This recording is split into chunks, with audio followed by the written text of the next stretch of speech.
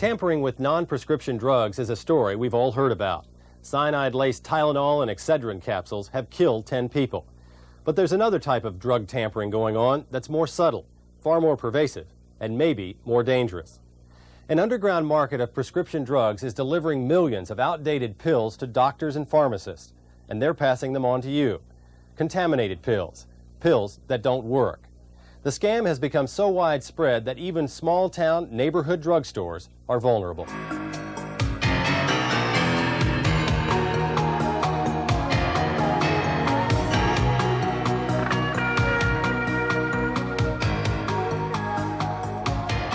We're cruising along in your afternoon time, 12 minutes past the hour. KDY, your music connection in West Plains. Trust is an important ingredient in your prescription. If you have a question about your prescriptions, come by and talk to our pharmacists, John Taylor or Lynn Drago Hubbard. This radio commercial began running after the FBI stunned the people of West Plains, Missouri by raiding 2 local pharmacies, one in a department store and this one called Burton Creek. We're here to execute a federal search warrant on your drugstore. Sure. And we'd like you to open up. Okay.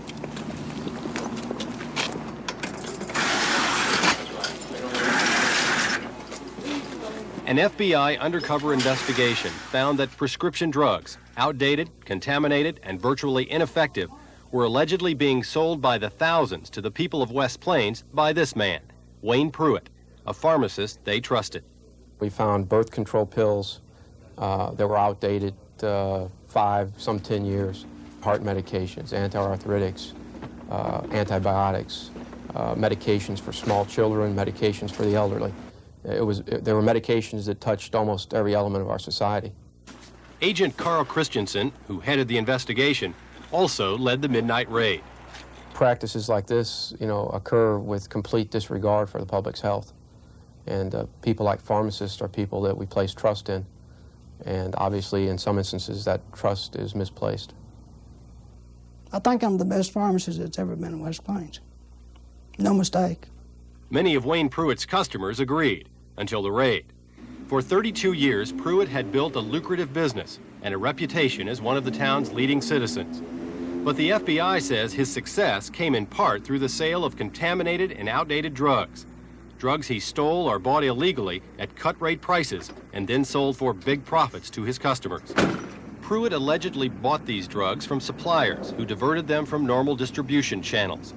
Agents say both the suppliers and Pruitt removed them from their original packaging and dumped them into plastic bags to hide the fact that they were outdated or doctor's samples. We're talking about this little bitty part that we did, that I said that I shouldn't have done. If I wanted to guess, I would guess 1 to 3%, under 5%. It's a substantial amount. Without getting into percentages, it's substantial. To me, several $100,000 is a substantial quantity of pharmaceuticals. I cannot even begin to tell you the names of the medication. There were just so many. Donna Burgess worked at the Burton Creek Pharmacy for 2 years before she quit last January and began working at this drugstore. Living in a small town made her fearful of speaking out, but she says she set aside her concerns to follow her conscience. Someone would come in, they happened to have a prescription for birth control pills that we didn't normally carry, and there were some outdated ones that were in the back. This girl is going to get pregnant, and this really bothered me, that maybe this was going on not just here but everywhere else. And what if at some point my mother was in the nursing home and she was getting outdated medication, or someone that I loved came in contact with this and I had done nothing. I would feel responsible because I hadn't done anything to stop it. It would have been virtually impossible to identify and penetrate, operations like these without someone coming forward and telling the truth. Through people like Donna Burgess, the FBI has learned how drug diversion works. When an item is taken out of its original packaging and it's considered adulterated, it no longer has its original identity. It's placed into bags like these without any lot numbers or expiration dates. In some instances, Some of the manufacturers have actually printed the word sample on the tablets or capsules. So here's a capsule that had the word sample imprinted on it, and as you can see, that's been removed. Those at the pharmacy that had sample written on them, were they also sold to the public that way? No, we would scrape it off. And you were directed to do this by?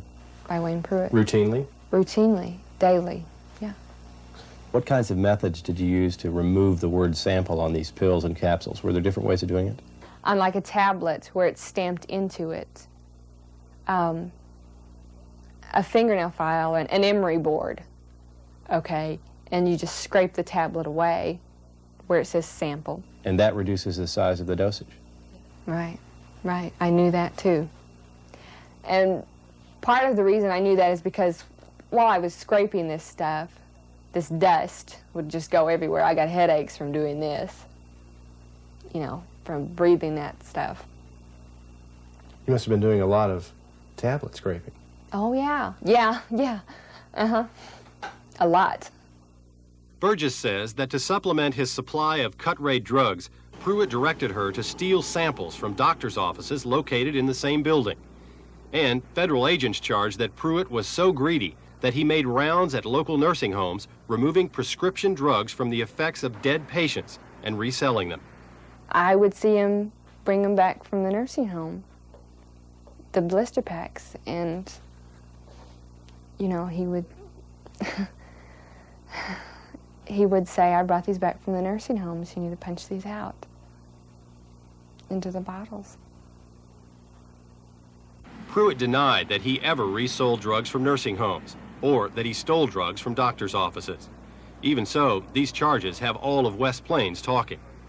I wasn't surprised because people do anything for money, you know. I just don't want no part of it. I sure don't want my grandkids or my children to take it either. What was the most disturbing thing to you about it? Well, it didn't really shock me because he just happened to be one of the few that got caught. If the FBI raided all pharmacies, what would they find? You know, you might be shocked to know what you'd find in the rest of them. In fact, the FBI is finding that Missouri has a significant prescription drug problem. Agents say that Pruitt was buying outdated drugs from a pharmacist about 100 miles up the road, who was also supplying other drugstores. And this is likely only a small link in the underground marketing chain. What's happening here is happening all over the country. So far, 51 pharmacists, doctors, and drug wholesalers have admitted selling unreliable prescription drugs. Some have been fined. Nearly half are in prison. Knowing what you know from your own hearings and from the FBI, is this problem of diversion being solved or almost solved, or are you just into the tip of the iceberg? We believe we have done, at most, a scratching of the surface. Michigan Congressman John Dingell, whose committee is investigating drug diversion, has found that outdated pharmaceuticals have been sold to an unsuspecting public for decades. A new round of hearings on the problem and what to do about it are expected next week. But so far, Congress has taken no action. It must be simply observed that the peril here is one that concerns anyone who understands the importance of safe, clean, effective, and unadulterated prescription pharmaceutical. The person who lives in a rural area has a chance to be victimized just as much as a fellow who would be in the city. Last week, Wayne Pruitt was indicted by a federal grand jury on 11 counts of adulterating and misbranding prescription drugs. If convicted, he faces up to $2 million in fines and 54 years in prison.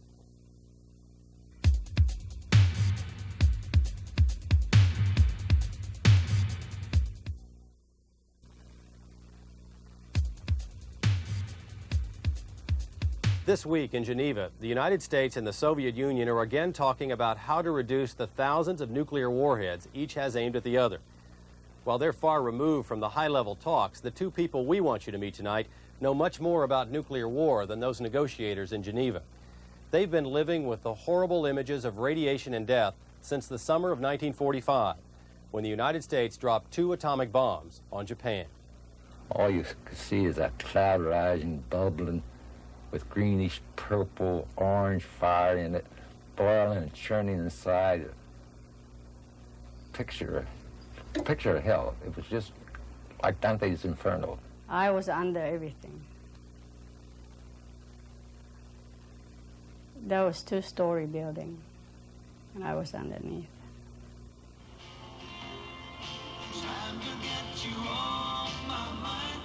"40 years ago, Kermit Behan of Houston, Texas, was the American bombardier.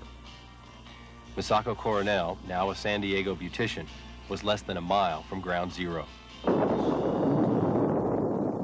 The date, August 9, 1945. The place, Nagasaki, Japan. Behind these doors at the Air Force Museum in Ohio is the B-29 that carried the bomb. Kermit Behan hadn't seen the plane since he left the South Pacific in 1945. There it is, an old airplane. Look at that thing. I'll be darned. Kermit's war record reads like a script from a John Wayne film. 44 missions as a gunner and bombardier, twice shot down over enemy territory, a decorated American hero. But it would be his last mission that the world would remember. He was recruited for the secret project by Squadron Commander Colonel Paul Tibbets. He didn't tell me much about it. He said, we got a special thing come up that may help to bring the war to an early end. As I recall, that's all he said. He said, we got a gimmick. We got a new weapon, we call it a gimmick. But don't speculate, don't try to guess what it is. Just go ahead and do your job. After the Hiroshima mission, it was decided to give him the old 1-2 punch. The second punch was a plutonium bomb called Fat Man. It was carried on a B-29 like this one. The primary target, Kokura. There was some anxiety about the mission, and I don't think we all slept extremely sound the night before. There was good reason for Kermit's anxiety. The flight was plagued by fuel and weather problems. Behan was ordered not to drop the bomb unless he could actually see the target through his viewfinder. Radar was not to be used. So Kokura was saved by cloud cover. We made our initial approach. I said, no drop, can't see it. So we circled and came back 180 degrees the opposite way. Still couldn't see the target. At that time, I knew it was hopeless. And so we left a primary target, Kokura, and took a direct line to Nagasaki. On that summer morning, Misako Coronel was 12 years old. School was out, and she was in the center of Nagasaki with her 5-year-old brother. The weather over Nagasaki visibility was very poor. 8 to 9/10 cloud cover. I was just straining to try to see something. And about 5 minutes down bomb run, I saw a hole over to the right open up and got a brief glimpse of what appeared to be the specified aiming point. Right in the area of the cloud was an oval racetrack.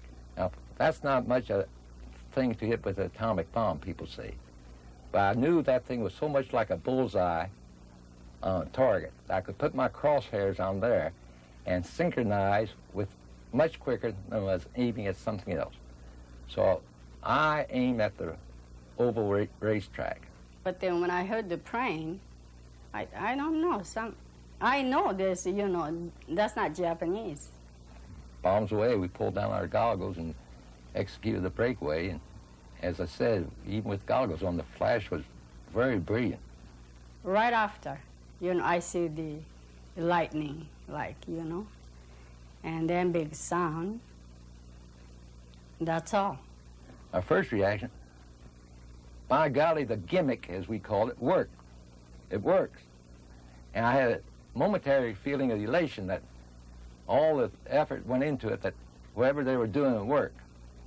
And then when I saw this ground thing floating out miles around the city, I said, my God, that must have done terrible damage. I heard my brother, calling, help me. And I have to carry him because he can't walk. But in no way I can tell which way I should go because the whole it's on fire. The next day we start early we see so many people, you know, burned, and some of them lied on the street, or, you know. So then my brother said, maybe, you know, one of them our father.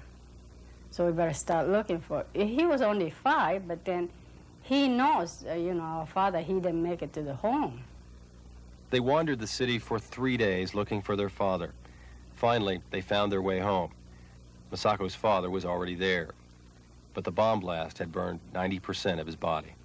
But then he was strong, I think, you know, because he still was worried, you know, about us and everything. But then it got worse and worse. He died September the 1st, you know. 3-4 days before, I guess he can't stand it, you know. So he keep asking me, if you can kill me, you know, just one, you know.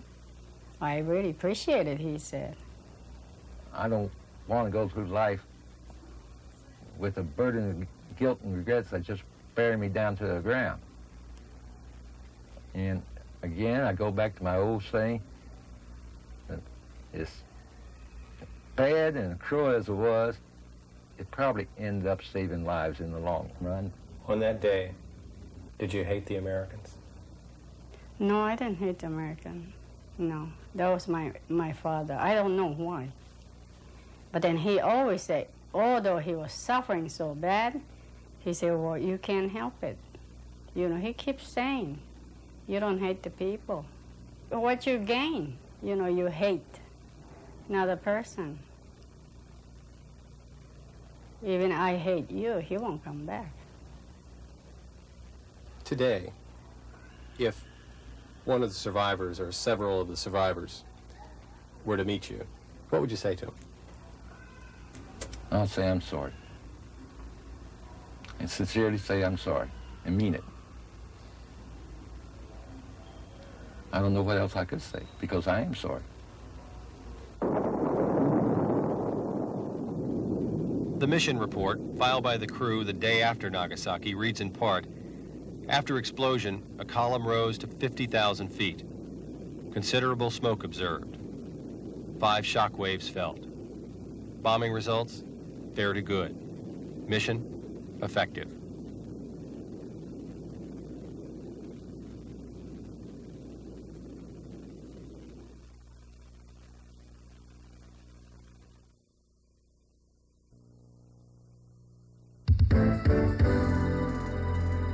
They are usually described as poor, lazy, addicted, mentally ill, and sometimes exploited. We know them as the homeless. An estimated 2 to 3 million people in this country are beginning another winter looking for shelter. But who are these people? In many cases, they just don't fit the stereotype. In growing numbers, they are people who had a job and a bank account yesterday and are out on the street today. But why are they homeless? In one city, in one shelter, we went asking.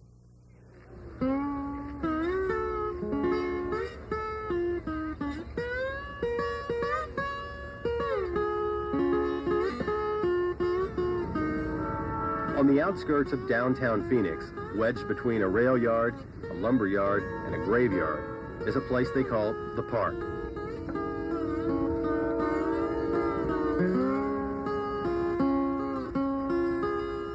These few dusty acres are home to 1,500 people a year. When you first get here, you sleep on the ground. Within a week, you have to begin looking for a job if you're able, or leave. Some people are unwilling or unable to seek employment, but many had steady work before they got here. In the Southwest, 3/4 of the homeless are newly unemployed. J.R. Murphy didn't always live like this. Among his few belongings is one precious reminder of his past. A keepsake, I guess, you could say. It tells about all the things, a lot of the things that I backed and fought for. It's a tattered campaign pamphlet from when he was Joe Murphy, Republican state representative, Delaware's outstanding young man.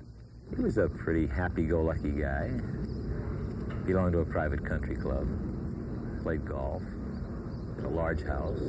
We had everything you could want. It was very nice. A dog in the backyard. Yeah. Across the street from the golf course. Across the street from the golf course. Joe and I both played golf. Yeah, we'd walk over and we'd play golf, tennis, swimming. You know, regular country club type life. I guess growing up, we really didn't know that other people didn't have that, and we didn't know how fortunate we were. It was a good life. Joe Murphy was the kind of guy who, from the very beginning, you know, if you told him something needed to be done, by God, he looked at it. He would go after it hard. Mike Castle is now governor of Delaware. He started in politics the same year as JR. It had to be done because he was an activist. He was the kind of person who was going to represent his people as well as he could. But when Joe Murphy ran for the state senate and lost, he was out of a job.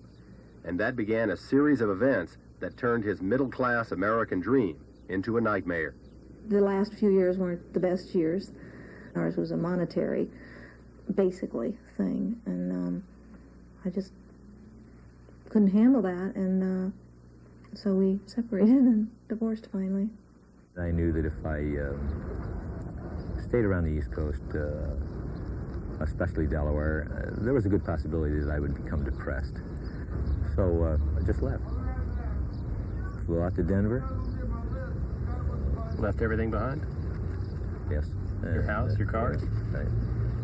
Then came the worst blow, the shock of his daughter's suicide. There was a lot of depression. A lot of depression then. Tremendous amount. But I really don't want to talk about it. Okay, so you got to Phoenix. Mm-hmm. You're looking around Phoenix. Right. On your trip. What happened here?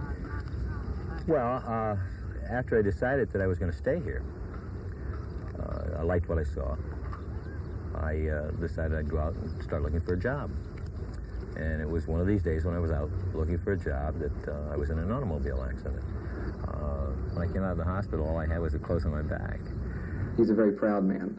He chose not to seek his family's help. He wanted to weather the storm on his own.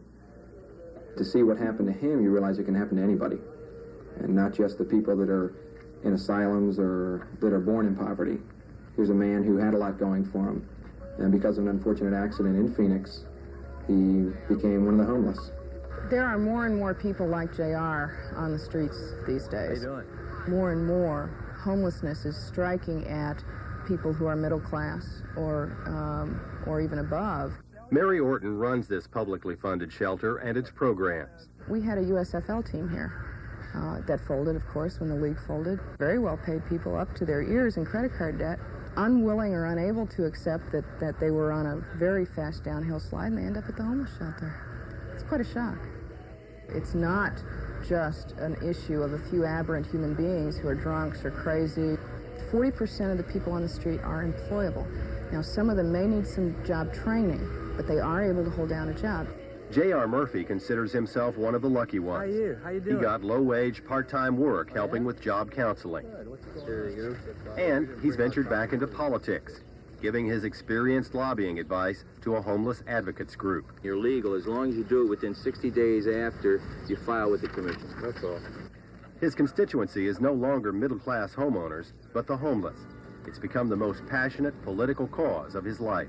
I know there's people out there that are going to say that homeless people are bums, tramps, alcoholics, dopeheads, and people who just don't want to work.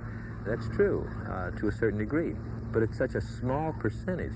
You're only talking about maybe 5% who are in that category. There's a lot of skilled people in this camp. I'm talking about engineers, I'm talking about bricklayers, I'm talking about mechanics, roofers, iron workers. Men who are qualified here are going out, and as soon as the employer finds out that his address is 1209 West Madison, he knows it's a shelter, and the man never gets the job, even though he's qualified for it. I can't prove that, but I've heard it so often and so often by men who've walked 12 miles to get to an interview. 12 miles to get to an interview, and then 12 miles back.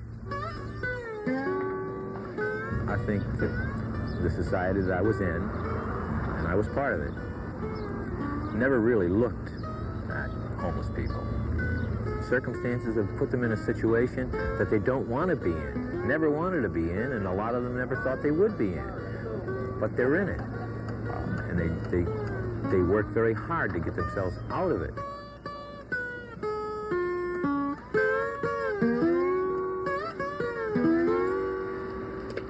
Toward twilight, people in the camp gather around bonfires to talk. mostly about hard work turned to hard luck. We're just people like everyone else. It's just that we haven't had a stroke of bad luck or what have you. She's never had to be out here in this situation before. What happened? Job just fizzled out. They finally completed the job, and therefore I had to leave town. You get out and to apply for a job, they want to know your address. What kind of an address you're going to give them? And the first thing as soon as they find out you're out here, they don't want you. They don't need you. What would you have said if somebody had told you 6 months ago or 2 years ago or 3 years ago, hey, you guys are going to be homeless. You guys aren't going to have a place to hang your hat. I wouldn't believe it, because I've never stood in a soup line in my life. I've never been down to apply for food stamps, nothing like that. I've never done that. Have you tried to get a job here? What do you want to do here? Anything, but who wants to hire a woman that's over 60? Have you tried? Yes, I have. And they say, where do you live? I says, Tent City. Forget it. Annie, how do you feel about yourself being in a place like this? I don't like it. Would you like it? I don't like it at all. But what choice do I have? It's here or death. The lack of affordable housing is the biggest problem, and unless and until this community and communities around the country begin to deal with that issue, then we are going to see this problem of homelessness grow into more of a crisis than it is now. A man can go out and he gets a job. Let's say he's making $4.50 an hour. If he goes out, let's say for a decent apartment that he can live in, say it costs him $250 a month, there's probably a $150 security deposit. There's a $100 deposit fee to turn on the electricity. There's a $50 fee to turn on the gas. You're saying that even with a job, he can't Even afford with it? a job, he can't afford it. He can afford it for maybe a month or a month and a half. But then he's going to get evicted because he's not going to be able to pay his rent. Oh, I got lots of soup. Okay. Lots of soup. When you look at these people through the eyes of a former state legislator, has the system failed? There is a failure in the system, and the system's failure, one of them, is unemployment. It's a tough thing for a legislative body to legislate jobs, because when they do that, they know that it's going to cost the taxpayers money. And legislators do not like to go into the taxpayer's pocket. But there are times when they're going to have to bite the bullet and do it for the good of society. What they'll do is they'll talk to you, they'll find out what your skills are, whether you're skilled or semi-skilled or something like that, and then send you to a job counselor, and we'll try and find you a job. Well, we're skilled in lots of different areas, so. Well, okay. But in the meantime, so what do we do? Take the worst bum of all. Maybe no one's ever taken him by the arm and said, look, if you're not job prepared, we'll give you job training, and then we'll search for a job for you. You got your bedrolls now? Oh, well, we got a blanket today, but I'm pregnant. Maybe no one's ever done this to these people. And I think that that's where society should come in and say, we owe them that much. Listen, I've got a pregnant woman in the front row here, and I think we need to get a blanket or two for them. Just need some cover over us. Where can we get a blanket? They might have some extra ones in the men's shelter. In the men's shelter? Okay. Might talk to Chuck. Yeah, I'll go see that. Why don't you wait here? I'll be back. Thank you, sir. Jerry, let me ask you something. Why should I care about these people? Because I believe that society dictates that you care for them. And if you don't care for them, then you're not a member of the society. Keep that baby warm.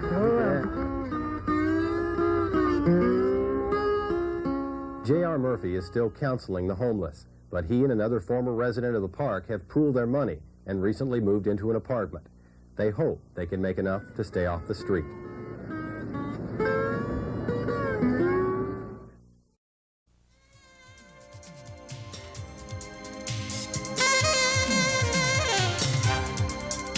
Hi, welcome to West 57.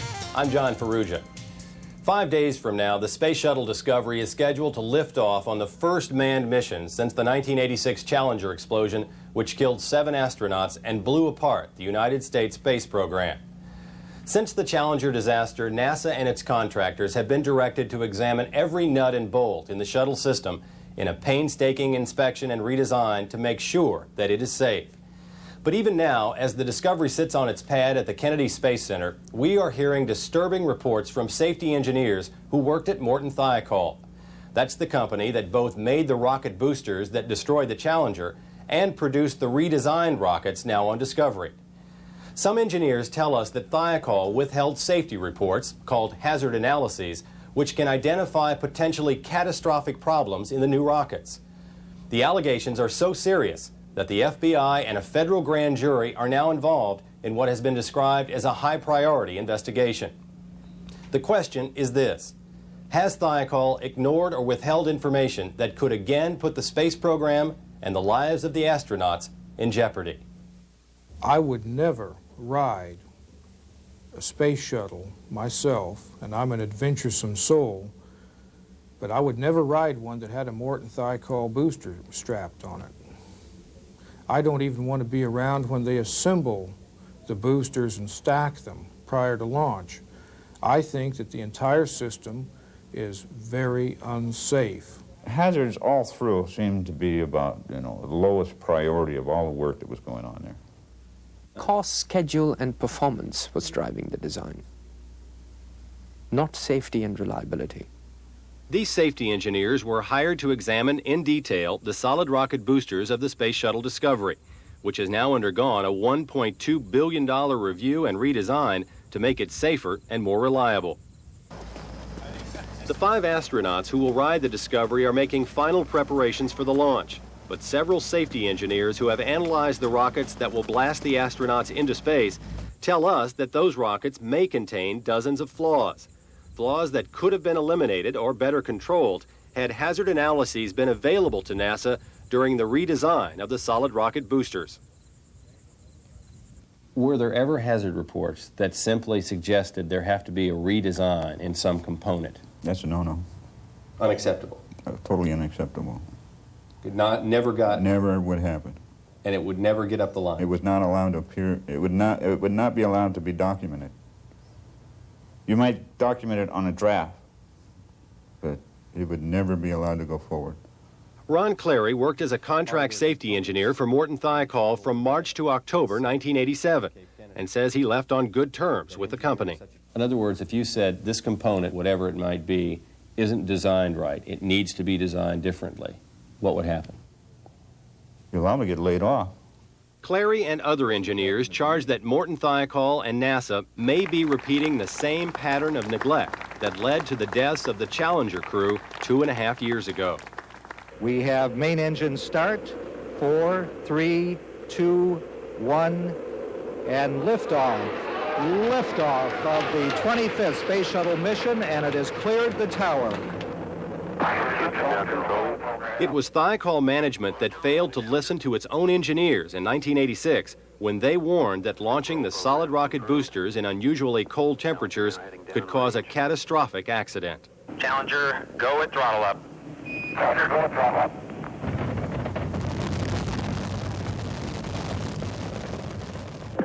Flight controllers here looking very carefully at the situation. Obviously a major malfunction. After the tragedy, a presidential panel known as the Rogers Commission found that the O-ring seals in the rocket booster had failed. And while NASA and Morton Thiokol had known about the problems with the O-rings for nearly 10 years, they failed to correct them. It's a kind of Russian roulette. It was a risk, you got away with it, but it shouldn't be done over and over again. The commission concluded that NASA and Morton Thiokol had been gambling with the astronauts' lives by lowering safety standards to meet the overly ambitious launch-driven schedule. The system that was in place at the time of Challenger had worked with a degree of success in 24 prior launches. So the entire group of people who were involved in it, I think, had grown comfortable with the checks and balances that existed at that time. Now, it's clear after the fact that comfort was misplaced. Dick Davis is a vice president at Morton Thiokol and the solid rocket motor program manager. By late '85, the Rogers Commission said that the O-rings had nearly failed, had problems in 10 of 23 flights.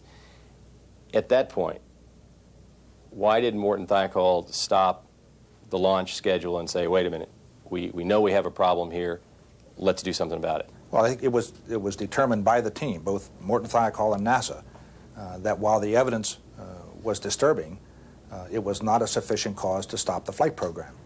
To make sure the mistakes weren't repeated, the Rogers Commission told NASA to set up an independent safety organization. It told Morton Thiokol to redesign the booster joints, to do a complete hazard analysis as part of the redesign effort, and to make sure that information flowed smoothly to the top. In every case, we went back and challenged all of the design assumptions that were involved in all of the components and the sub-assemblies, the manufacturing techniques, and the inspection techniques. Several months after the redesign of the rockets began, Thiokol hired a team of more than 25 short-term troubleshooters to review all the critical items for safety. These were contract engineers, not full-time employees of Thiokol, who were brought in as needed to make safety evaluations. One of the first to be hired was Stephen Agee. How did you document your concerns? We'd write them up as a hazard analysis, and it would say what the problem is, why it's a problem, and what the causes and effects of the problem are, and it turned out that the vast majority were catastrophic in nature. Loss of life, loss of mission, loss of equipment. Agee says that during the 5 months he was at Thiokol, he wrote over 200 hazard analyses like these. His first assignment was to report on the solid rocket booster's nozzle, which controls the direction of the rocket thrust, and which has been the object of considerable redesign efforts. I told my boss, Kent McKinnon, I'd found a tremendous number of problems in the nozzle that simply were violations of the simple fundamental rules of physics and good engineering.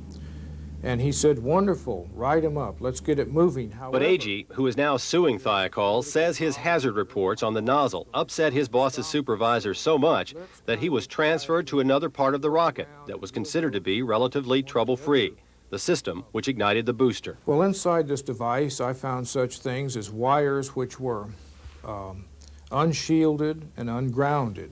There was a lot of grounding problems. And Morton Thiokol was just simply not willing to discuss them. I tried to get roundtable meetings, could not force one to happen. Agee says that he was so concerned that the hazard reports were not getting to NASA in time to affect the redesign that he went to the FBI.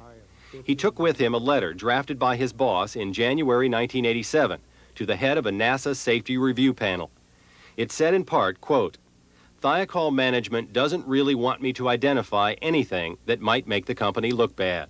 My boss was fighting wars with his bosses to bring these hazards forward, and a number of other disastrous things were going on, all of which the bottom line is that the hazard analysis were not going forward. We reviewed all the hazard analysis, all of them that was done. NASA reviewed those. Alex McCool heads NASA's new safety office at Marshall Space Flight Center, which is responsible for supervising the redesign of the solid rocket boosters. Does Morton Thiokol, as a contractor, have the option of giving you the hazard analysis it wants to give you, or does it have to give you all of them? Can it withhold ones that it says, well, look, this isn't really important and we aren't going to send this up? Well, no, they don't have that prerogative. He doesn't have the prerogative to hold back some hazard analysis. We're going to see all of them. But the FBI isn't sure of that. They took Agee seriously, wiring him with a secret recorder for 3 months to tape conversations with Thiokol employees. Agee says he also delivered hundreds of documents to the FBI. And Agee wasn't the only concerned engineer. These hazards have been written. They have been submitted through appropriate channels. The fact that they disappear is not, I don't feel responsible for that. I feel that Thiokol is responsible for that. Ron Clary has never been approached by the FBI. How many hazard reports did you prepare personally during the time you were at Thiokol? Oh, totally, when I was there, I produced over 400, I would say. Over 400 concerns you had? Yeah. What happened to the hazard reports? A lot of them were erased, lost in the computer system. I didn't bother redoing them. I didn't have time to redo them. One guy would lose like 50 or 100. And then he would go recreate them, and, 3 weeks later he'd lose them again. But in total, hundreds must have been lost. You're being robbed. It's a left-handed way of suppressing a safety concern. The engineers, people who were doing the hazard reports, have said to us that they were brought in to troubleshoot, to find the problems. Yeah. And that these just didn't make it up the line to NASA. There wasn't even a common format. And for 6 months, nothing essentially made it out of Thiokol. Yeah. Are you aware of that? I'm not aware of that. I'm sorry, no. I'm not aware of that. I can assure you that there were no hazards analyses and no hazards analysts' work that was ignored or neglected. It may not have been done on the pace that that individual would have liked to have seen it be done on, but it got attention both by Morton Thiokol and by NASA. Every one of them? Yeah, every one of them. So every one of the hazard analyses that were generated by your team of people were individually looked at, That's right, reviewed by NASA people? That's correct. Did you personally ever see hazard reports being thrown out? Yeah. When people would leave or people get laid off, it was fairly routine to go through their papers. See, they just walk out and leave everything there, go through their papers, throw things in front. In other words, once you finished... Yeah. Once you were not physically there, whatever your work was, you got thrown away. That normal operating procedure then? I saw it happen several times when other people would leave. In some cases, the hazards analysis were reviewed. By a NASA representative? Yes. And in some cases not? In some cases, they were not. Arun Murthy worked as a consulting engineer in system safety at Morton Thiokol for 8 months, until August of last year. By that time, he says the redesign of the rocket boosters was essentially complete, and it was too late for the safety reports to affect redesign changes. Now it was a major issue to consider a redesign. So you would have a great deal of other factors, many of them that have nothing to do with scientific endeavor, that would now play into the equation of whether we should accept this safety recommended design change. What things would be considered? Launch schedules, the geopolitics of the situation, your expert preferences for one design over another, the investment in the existing infrastructure. So according to Murthy and other engineers, even if the reports were not intentionally suppressed, they had little or no impact during the critical redesign of the solid rocket boosters. There was no attempt made to suppress any hazards that had been identified by anyone, in spite of the fact that some of them might have not appeared to be very serious from the outset.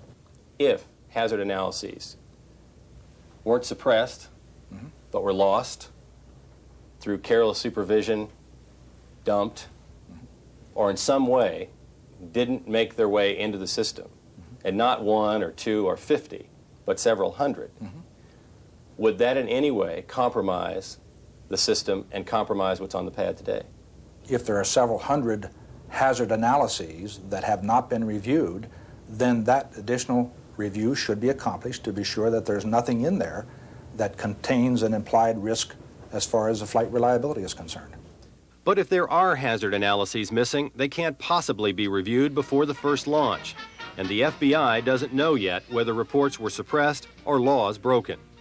Meanwhile, the astronauts are ready to go. Has Morton Thiokol given NASA, the American people, the astronauts, its best effort? Yes. The rocket motors that are on the launch pad down at Cape Kennedy are reliable rocket motors, and they will work the way they're intended. We believe it has been subjected to a great deal of rigorous analysis and second guessing, both within Morton Thiokol and within NASA and within the government, and we believe it to be the safest solid rocket motor that's flying today. The system under which you were working at Thiokol, yeah, based on what you know, is it protecting the astronauts adequately? No. No question. No question. Do you think, based on your own experience at Thiokol, that what's sitting out there at Kennedy on the pad today is as safe as it should be, as it could be? I wouldn't fly it myself. In your time at Morton Thiokol, was safety a priority in the redesign of the solid rocket motor and the solid rocket booster? To me, it was a priority. A high priority? A high priority. And that was my job, to surface those concerns and elevate them to the status of a high priority. And that was strictly where my job ended. So was it a high priority up the line? The answer is, at that point, you're dealing with an inanimate object. It's called a corporation or an institution, an establishment, where the ideas of safety and the ideas of concurrent design have not been institutionalized. Would you write it?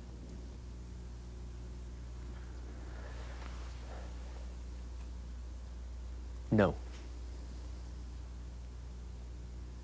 And I've thought about that before, and the answer is no. We asked NASA whether there is concern about launching the space shuttle while the FBI investigation is still going on. A spokesperson told us that NASA takes any allegation of safety problems very seriously, but that NASA feels it has a very thorough system in place that, quote, backstops all its contractors' work.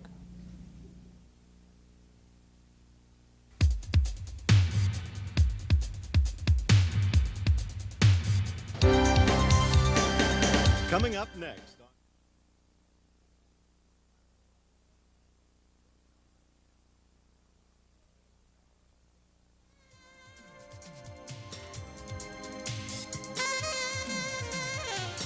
Hi, welcome to West 57. I'm John Ferrugia. If you've ever been in the hospital for surgery, you know it can be frightening, and with good reason. It's one time in your life that you give up total control, in some cases literally putting your life in a doctor's hands. But what if that surgeon is incompetent or even dangerous? Wouldn't the hospital know and make sure he couldn't operate?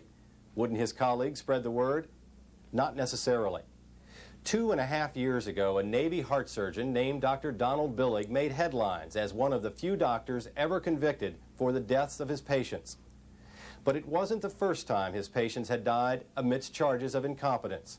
In fact, it had been happening for 20 years, and his patients were the last to know. I didn't understand why it happened. I didn't understand how it happened.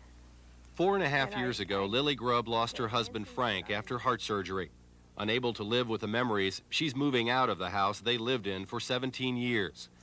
Her husband was a low-risk candidate for surgery, and she couldn't understand what went wrong until she got his charts. One of the vessels around the heart was blocked. They had sutured it in such a fashion that blood would not flow through it. Commander Billig, can you give us your reaction, sir?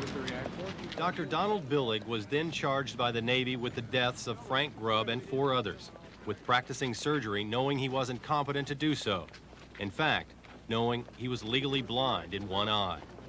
I feel that if a doctor knows he is incapacitated, that's no different than a drunk getting into a car and driving a car off and killing somebody. At least Lily Grubb knows what killed her husband. Here? Yes, sir. Can you see the valve? Billig's career has left a trail of patients who will never know he may have caused them injury or even death. Few of his colleagues will talk about him.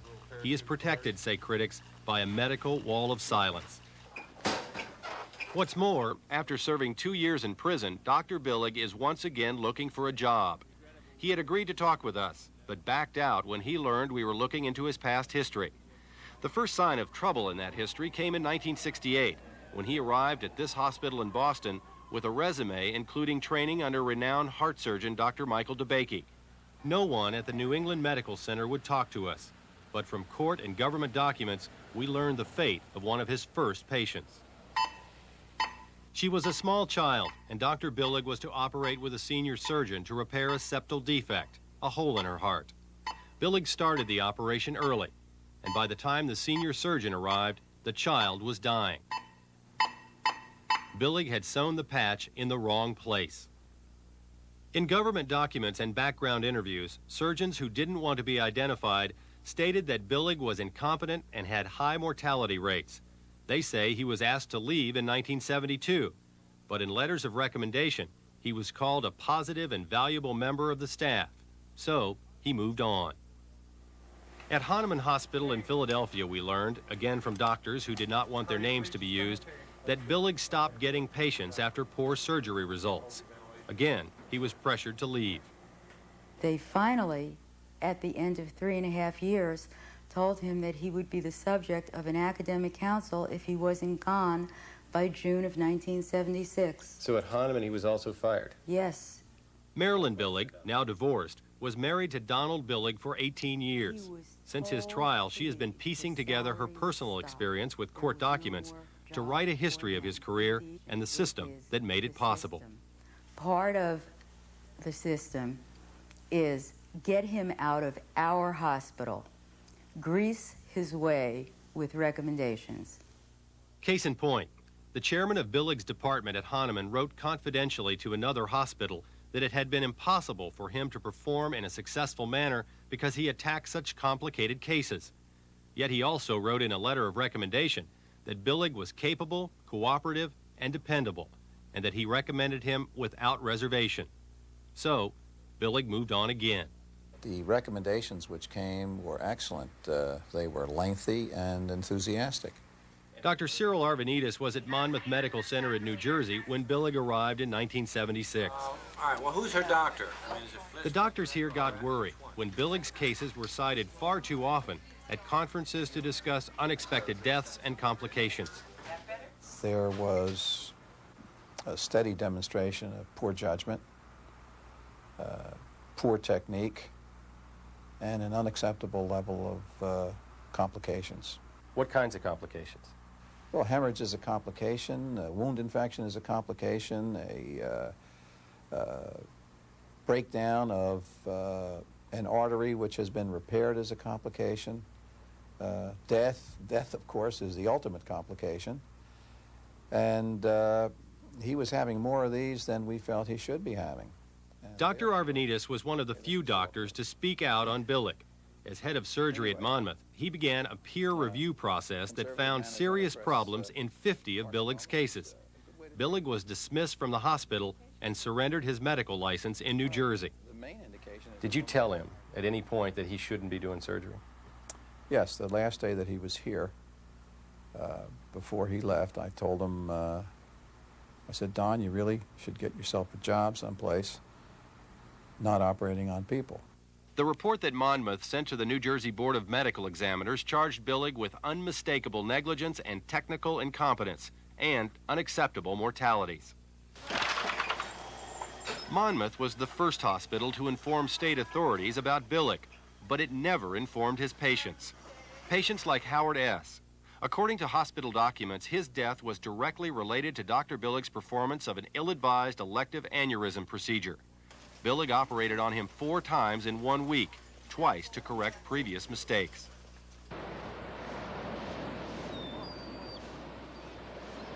Brenda Ramseur was another one of Billig's mistakes, according to the hospital. He operated on her in 1979 because of a spot on her lung. He told me that I should have the surgery done because within 6 months to a year, I would probably die of cancer. Early last year, Ramseur learned from a private investigator that the hospital considered her surgery unnecessary and that hers was one of the cases that caused Billig to be dismissed. I felt violated when I found it out. I was never told anything. What does that make me? I feel like I'm a guinea pig. I was used as a guinea pig. After the surgery, Ramseur had breathing problems and at times lost the use of her left arm. She now has to take pain medication, and she still doesn't know exactly what happened in the operating room. How many more people is the system going to allow this man to hurt? That's my question.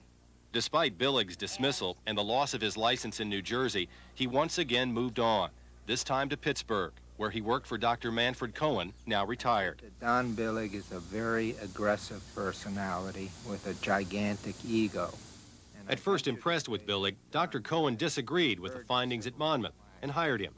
But 7 months later, he fired Billig because he wasn't responding to emergency room and consultation calls. You fired Dr. Billig, essentially. Yes. Fair statement? Yes. Okay. Yet you wrote him a fairly glowing recommendation. No. Let me just read it so we understand here. His clinical judgment and technical ability were most satisfactory and without fault. That sounds pretty good. If I'm going to hire the guy, I think Dr. Cohen likes this guy. What would you think if somebody said to you, in your letter recommendation, I think John's great in your town? I don't understand. That letter to me, when someone says someone will be great someplace else, warrants further follow-up. You must appreciate the position that we as physicians are in. Okay? If I were to say Don Billing is incompetent, or any doctor is incompetent, I have to be prepared to have a civil action filed against me and be called to court to defend what I said. Once again, Billig moved on, this time to the prestigious Bethesda Naval Hospital, which in 1983 was desperate for a heart surgeon. Billig's academic credentials and letters of recommendation look good, but one thing that didn't show up were the results of a recent eye exam given to him by Dr. William Reichman. His vision was poor. He was legally blind in the right eye, and he had no depth perception whatsoever, which to me meant that he was unable to do what he was practicing doing. It turned out that Billig's right eye had been injured by a tennis ball a few years earlier, which made surgery even more difficult for him. He told various employers his vision was fine. In fact, it was seriously impaired. For instance, if you put one finger in front of another, he could not tell you that it was actually two fingers there. It would just be one finger. You're telling me that this man's a surgeon, and with his glasses, he was legally blind in one eye? That's right. No question? No question. Did you tell him that? I sure did. And I asked him how can he perform surgery without depth perception, and he said, oh, you learn how to adapt. Just very nonchalant about it. Check your #1 suction bottle to see if it's full. Blind in one eye, his license surrendered in New Jersey, let go 4 times, Billig began doing heart surgery at Bethesda. Before it was over, there were 21 dead patients. His mortality rate was 8%, compared to a national average of under 2%. Okay, we're giving a whole liter. All right. Dr. Russ Zychek, then chief of heart surgery at Walter Reed Hospital, tried to supervise Billig. There was always the possibility that he would tear the heart or not put the stitches in the right places. I have never worked with any other surgeon who was worse than him in performing heart surgery. Is there a legitimate difference in opinion as to whether Dr. Billig was competent or incompetent? Well, let me just make it real simple for you. He was not competent in doing any kind of heart operations. He knew that. I told him that half a dozen times. He's losing patients that should not have been dying. Billig was finally convicted of negligent homicide and involuntary manslaughter at Bethesda, but he appealed his case. And in a dramatic reversal, a military court said he wasn't to blame for his patients' deaths. The Navy lawyers who prosecuted Billig are still convinced of his guilt.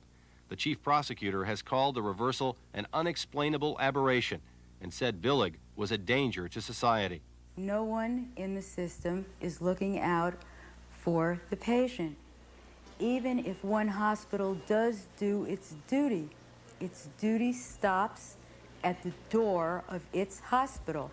Unfortunately, those doctors go on to become serial malpracticers. That doctor knows that he has left in his wake a long list of victims. Billig knows that. Billig knows that, and the other Dr. Billigs know that. They know the unfortunate results of their surgery, but they never look back. They just move on. The Billig story continues. The military court that freed him is now itself under investigation for bribery and fraud in the case. Meanwhile, Billig, his record clear, has been reinstated in the American College of Surgeons. He is relicensed in Texas and Pennsylvania and has applied in New York.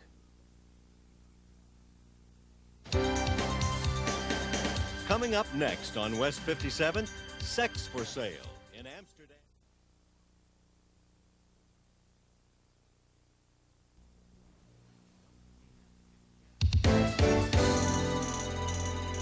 Ten years ago, Natalie Cole stood ready to take her place among the royalty of American rhythm and blues singers.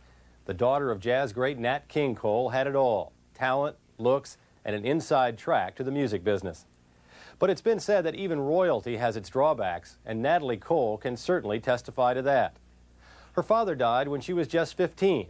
When her own singing career began, she thought she could never live up to his reputation, and she nearly destroyed herself trying.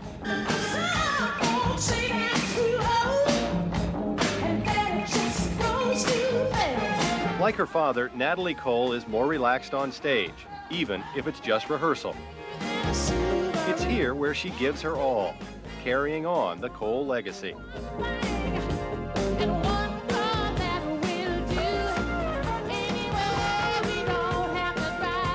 A Bruce Springsteen song, Pink Cadillac, fueled her return to the pop charts. Ironically, because of her father's great talent and popularity, she almost passed up a singing career. The whole attitude in my family was what my dad did was very special, and I never even considered stepping into his shoes. It would not have been appropriate, it would not have been proper for me to try to carry on that kind of a legacy. Yet it is her family who in many ways has helped her. Cousin Eddie leads her band. 1, 2, 3. On the road in London, Cole was joined by her son Robbie, who sometimes sits in on drums, and her mother. Maria Cole once sang with Duke Ellington.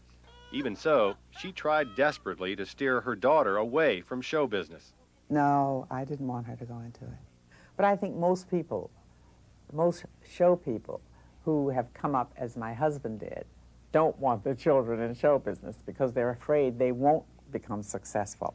And Matt and I used to talk about that we were afraid that they'd go into this and hear this monumental figure, their father, and to follow that would have been very, as you have seen with a lot of children, it's very difficult. When I fall in love, it will be forever. Or I'll never fall in love.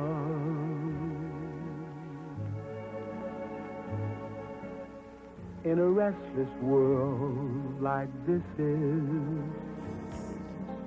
love is ended before it's begun, yeah. And too many moonlight kisses. One of her most recent successes, When I Fall in Love, became one of the top songs of 1988, but it's been popular before. When I give my heart,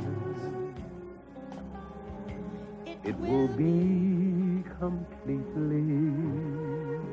Nat King Cole was a jazz pianist who rose from playing the honky-tonks to international recording stardom. He was the first black American with his own television show. It failed when advertisers pulled out, saying that a black man just couldn't sell cosmetics. But he and the Cole family were still enough of a draw to be featured in 1957 on Edward R. Murrow's Person to Person. Good evening, Mrs. Cole. Good evening, Mr. Moe. Evening, Nat. Hi, Ed. How are you? Fine, thank you. Is that a late release you're checking there? Well, it's pretty late. It's a new album called Love is the Thing. Nat King Cole sold over 50 million records before he died in 1965. It's a big percentage of luck that goes with this business. Being in the right place at the right time and having the right something to offer, too. I mean, I put them all together. No, that's the same in the news business. You just have to be in the right place at the right time. That's right.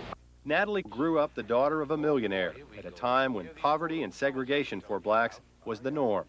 Here's our youngest daughter. This is Sweetie. Her father called her Sweetie. Sweetie? Yeah? How many of those pups would you like to keep? All of them. All of them? Yeah. You think you'll be allowed to keep them all? Well, I don't know. It was the perfect family, and what a role model for all of America. Edward R. Murrow was coming to your home. Yeah. That's probably why the Cosby Show was such a hit too, because we were very much like that family. We were. Ours was sort of I hate to use the adjective, really sort of a confused household some of the time, because I traveled with him and 85% of the time, and it was difficult for those children, for my older children. At home, was he Nat Cole, the performer, or was he dead? He was definitely Dad. And that's why the memories of him are so nice. They're so gentle. Because for the time that he did have and spend with us, he was a father. She had sort of, I have always felt, a special worship for him that was over here, you know. But I think it was really for his talent. And I don't think she really got to know anything but his talent. He loved her, and she loved him. Nat loved all his children, but Nat didn't really get much of a chance to be a daddy. Even so, Nat King Cole was the anchor of the family, and when he died of lung cancer at age 45, he left behind a daughter who didn't deal with his death until years later. Her father's death changed this family an awful lot. It sort of, well, it was like this, and it just sort of did this, you know, tore us apart. Something I have chosen not to think too much about because there's nothing I could do about it. Once my father died, my mother stressed education, education, education.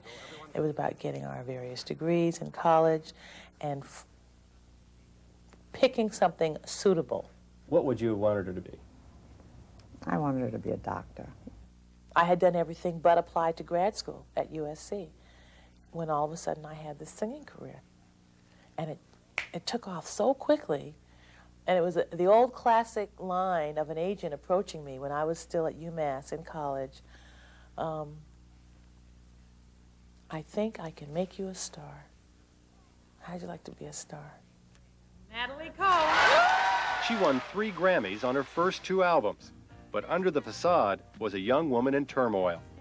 I always wondered for a long time after that, did I get that really on my own merit? And when you start questioning yourself, okay, you're in trouble. I can't stand up here too long. I might start testifying. I just want to thank my producers and... Characterize her at that time when she first started in show business. What kind of person was she? Headstrong, defiant, talented, even then, not really sure of herself, but good at what she was doing. Confused, very insecure. Was the pressure great because, you know, she's the king's daughter? She's got to be good. Yeah, absolutely. She better be good. Absolutely. That's more or less what it was. You better be good. At the time, because I was a commodity, people were depending on me to produce,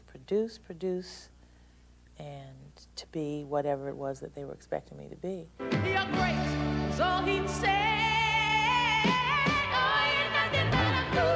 By 1981, her promising career had skidded on a trail of mediocre albums. Trying to shore herself up, Cole landed instead in the lap of drug and alcohol abuse. Were drugs escaping this, or were they? No, they weren't escaping. They were helping me deal. They were coping. They were my assistants. They were my right arm, my girl Friday. You know, I got to the point where I couldn't do it without them. In retrospect, what's the one thing you most regret?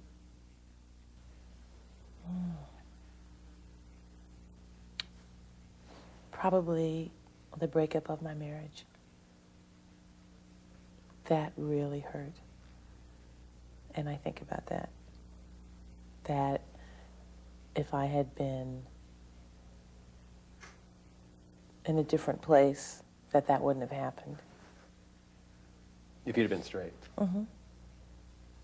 And then the relationship with my son would be better, and, you know, because he'd have a father, and,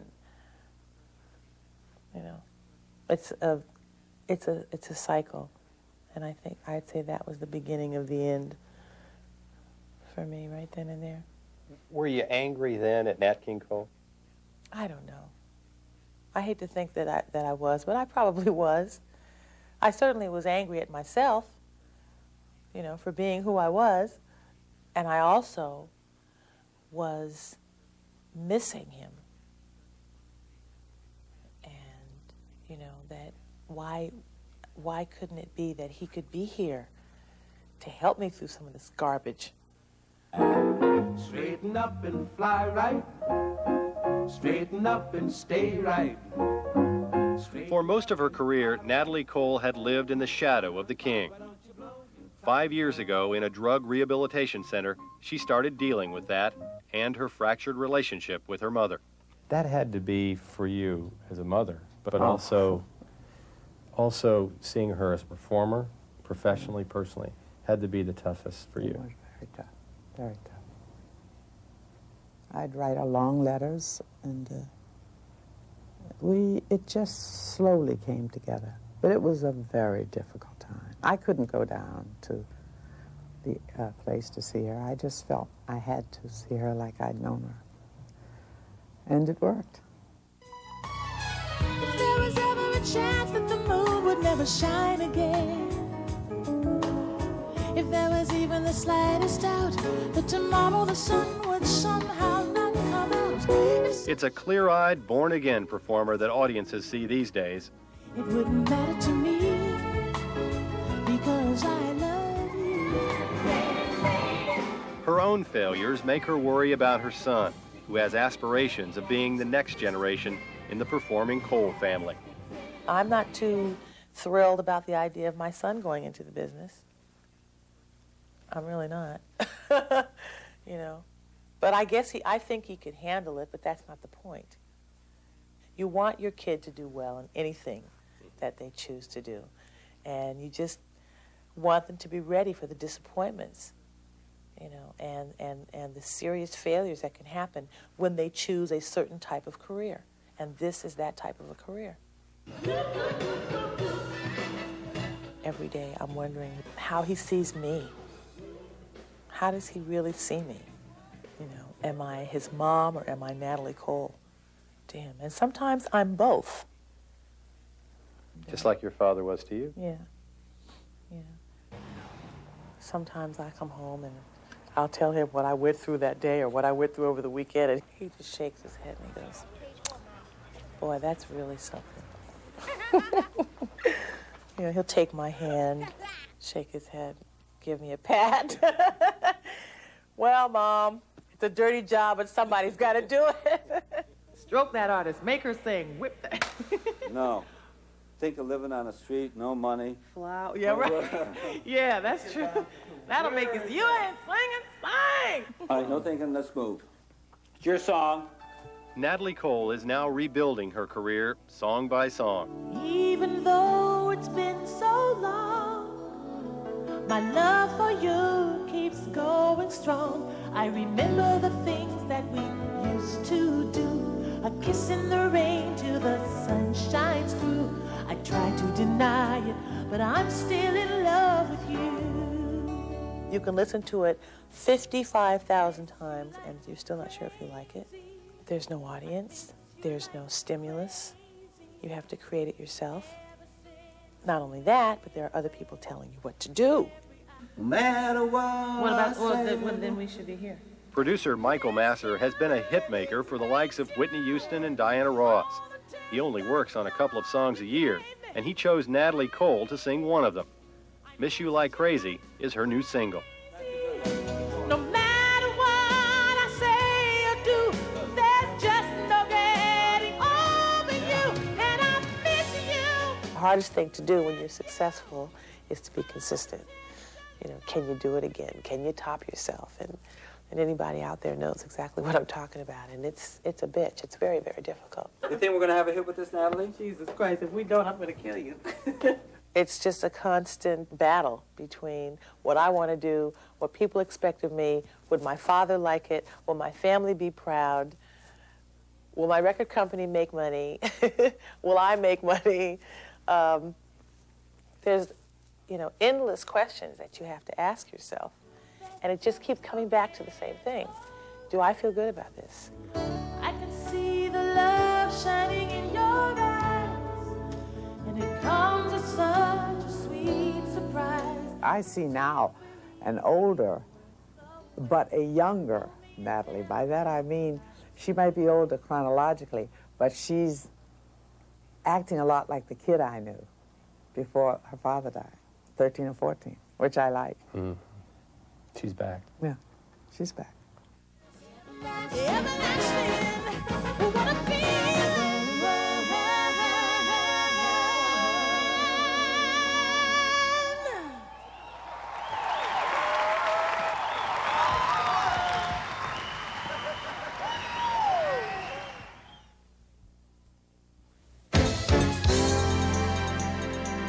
If you are figuring the odds-on favorite for Best Actor this year, Edward James Olmos may not be near the top of your list, but that's nothing new. Eddie Olmos has been a dark horse before. That you may know. But what you may not know is that it's been more than just great acting that's brought him the Academy Award nomination. To his friends, Edward James Olmos is a man in touch with his values and his heritage. And win or lose next Wednesday night, that won't change.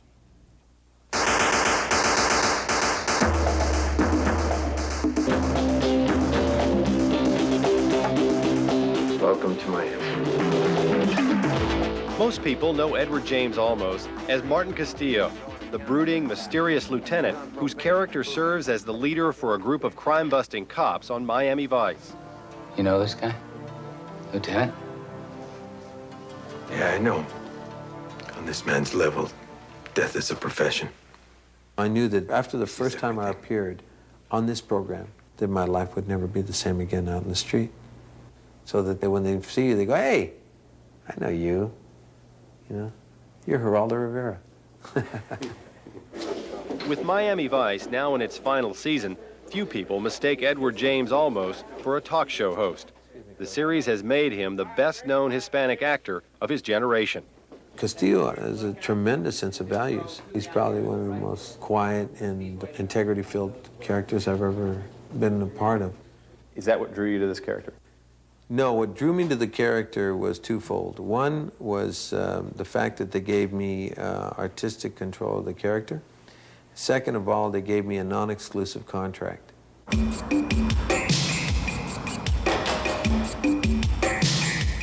The non-exclusive contract meant he could work on other projects about real-life characters, like Jaime Escalante, a celebrated math teacher from an East Los Angeles high school.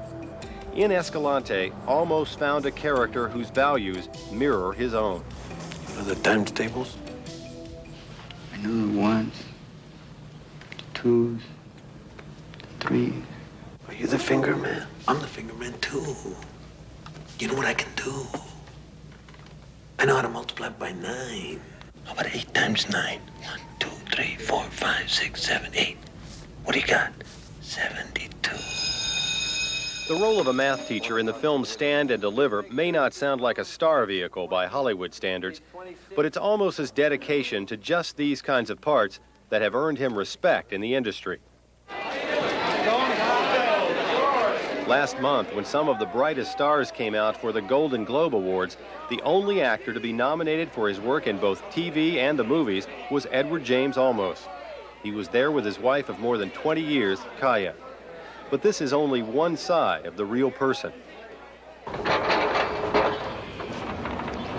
Nothing could have stopped me from getting here today. I've worked hard, real hard, for 27 years to understand myself since the age of 13. The weekend before the Golden Globes, he traveled from Miami to California and back to honor 5 teenage inmates at a youth prison who were receiving college degrees. This is only one of hundreds of such events he's done over the past 15 years. I'm a homeboy, but I ain't no different than any one of you. Not 1 ounce. Even as you're sleeping, man. Yoo-hoo. Hey, don't hit me, man. Hey, man. Why did they hit you, man? I came a long way, man, just to say good morning.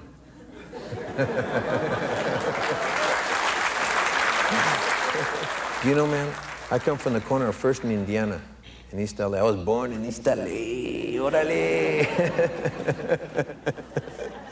They should have never let this homeboy out of town, man.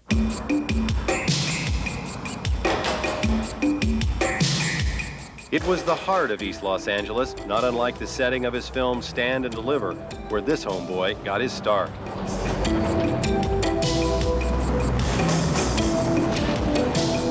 We couldn't play on the street here because it's kind of, well, it's dangerous. Yeah. Esperanza Olmos, Eddie's sister, gave us a tour of the neighborhood and the house where the Olmos kids grew up. It was a tough neighborhood. All around, you were like surrounded by different gangs, you know, people trying to hold on to their little space. Was the pressure on Eddie to join? I think on them a lot more than it was on me. I didn't feel any of it until like maybe junior high school, but they felt it, I think, even in elementary school. Our street was a very small street, Cheeseborough Lane, which was right on bordered 3 different areas that bred the gangs. So we actually were the neutral ground. And so I didn't have to join any one gang. But yeah, had I been just 1 block either way, I would have had to been part of the situation. You had to. I know it would hurt him every time he heard, as we grew older, like in the teens, it would hurt him to hear that, you know, a few of his friends had been killed, and they would never really explain what had happened to them. Many times the parents would just say that he's no longer with us, and that's it. Olmos stayed out of the gangs mostly because of a strong early family life and a near addiction to baseball. But there was nothing to suggest he would ever get into show business.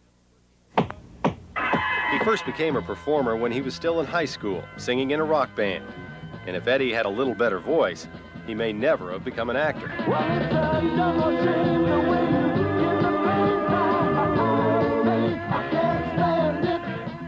He and his band recorded this song in the late 1960s on their one and only album. It didn't take a professional quality voice. It took more of searching inside and letting the style come out and the individuality. Come back to me and set me free now. Those were the years when I had, on the stage, we used to play 3 rock bands. And we had like the Doors and Buffalo Springfield, along with Eddie James and the Pacific Ocean. That was the name of his band in those days. After 3 years, he got so hot that he was probably singularly responsible for packing my club every night he was here, as opposed to the other bands. Bill Gazzari has owned a club on the Sunset Strip for more than 25 years. His energy was the highest level I've ever seen.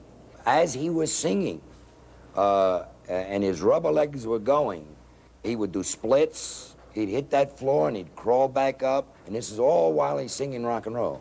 It was performing as a rock singer that led Eddie Olmos to acting. He began in small, offbeat productions. They used to call them brick and stick theaters. They would give you a brick and a stick when you walked in and sat down to watch the show. The brick was for the cockroaches, the stick was for the rats. Sit there, boom, you know? When you decided, well, I'm going to try this acting, I mean, how'd you go about it? Well, I didn't say, I'm Eddie Olmos, I'm going to be an actor. I said, I'm Edward Olmos, and I'd like to know who I am. And through a sense of trying to find out really who I was, I started soul-searching. Still struggling as an actor and unable to get any decent parts, Olmos finally got a chance to perform for an audience that made him feel like a star. Somebody asked me if I would go speak to a bunch of kids. And I said, yeah. Why not? I got the time. So during the day, I would go out and instead of going to acting class, I would go out and talk to kids. And then I'd go back and perform at night. And were you feeling the obligation to do that then? No, I was feeding off of it. It was like energy base. It was wonderful. I mean, it was fantastic. On his own, he would visit youth authorities. He would go to juvenile halls, and he would perform and meet the kids, and he'd really want to bring out the best in them. Father Richard Estrada is the pastor of the church at La Placida. It is known as the International Town Square of Los Angeles, the first stop for many new immigrants. Estrada has known Olmos since 1978, when the priest was the chaplain at the Central Juvenile Hall. These kids would just be right there with him, and then he'd punch them. He'd just say, you know, you can, you know, like leave these drugs, you can do all these things, you can get an education, you can be somebody.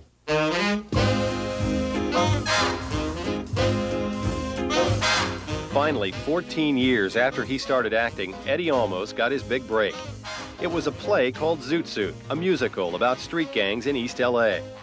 In Zoot Suit, he portrayed the pivotal role of El Pachuco, a street gang leader.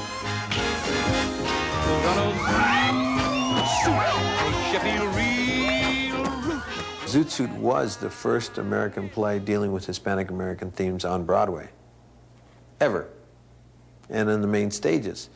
The Hispanic community, all Hispanic communities throughout the country rejoiced in that, because you got to remember, the arts are the only way that you can really see the soul of a culture, of a people, of a human being.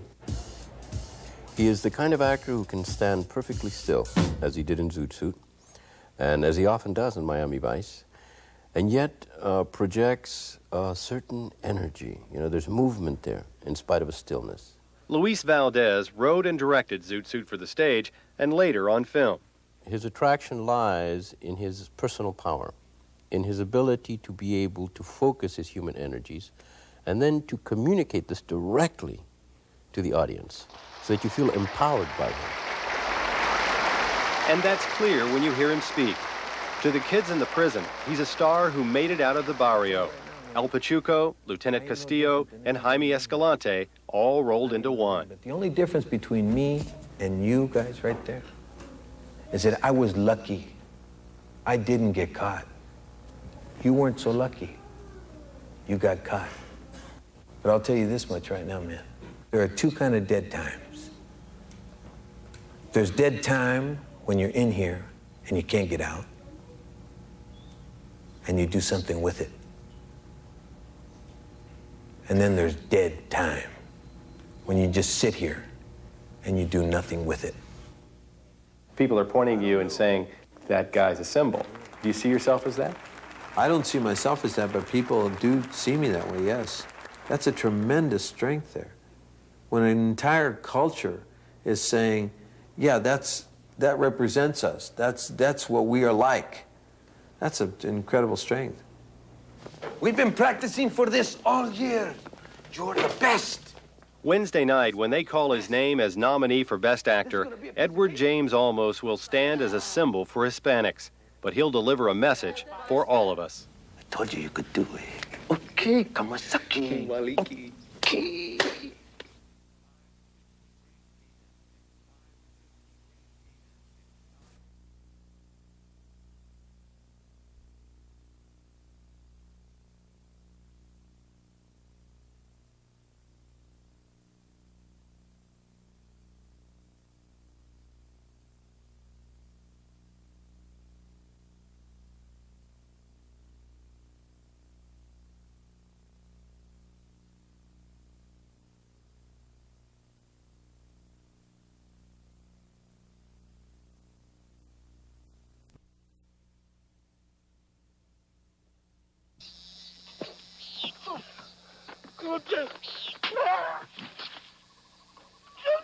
Get out of here!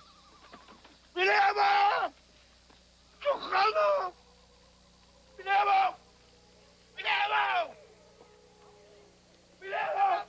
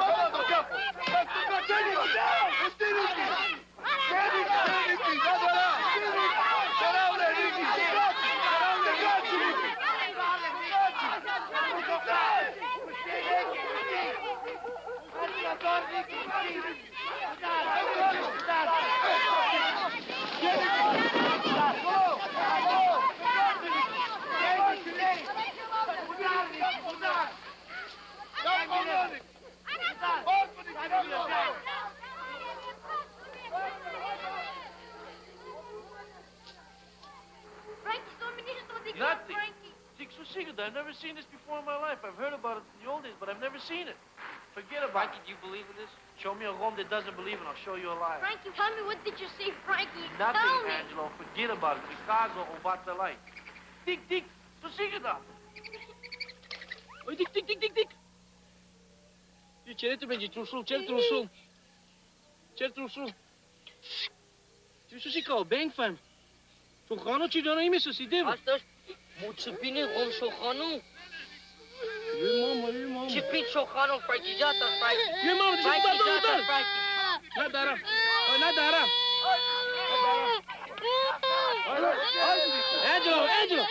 Angelo. Jată, Frankie. Make sure to handle the casa, about the life of casa. No, we passed this hut when we came in. Maybe it's us too.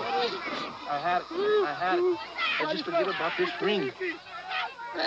Forget about the ring, forget about the light, forget about everything. Dosta. No, forget about the ring, Angelo. Forget about it. The ring's not worth it, believe me. I mean it, that's enough. You want the door open? All right, now don't Dosta. Angelo, you seen at the cab, Angelo. He was only after him. He only bothered him, Angelo. Come on, enough is enough. Let's go. Look what it is. Let's go, Presto.